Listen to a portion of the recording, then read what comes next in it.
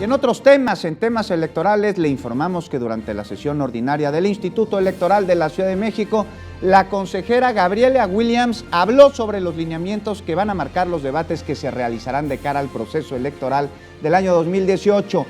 Indicó que de acuerdo con la Constitución capitalina se podrían hacer 3 debates por cada uno de los cargos públicos o 3 debates para la jefatura de gobierno y un debate para cada uno de los cargos. Agregó que por ahora están en el proceso de planeación y una vez listos los lineamientos los van a dar a conocer. Escuchemos, estas son sus palabras. Esto nos daría 49 debates. Durante estos 49 debates más los 3 de jefatura de gobierno tendríamos que estar calendarizándolos de tal manera que las personas también estén realmente interesadas.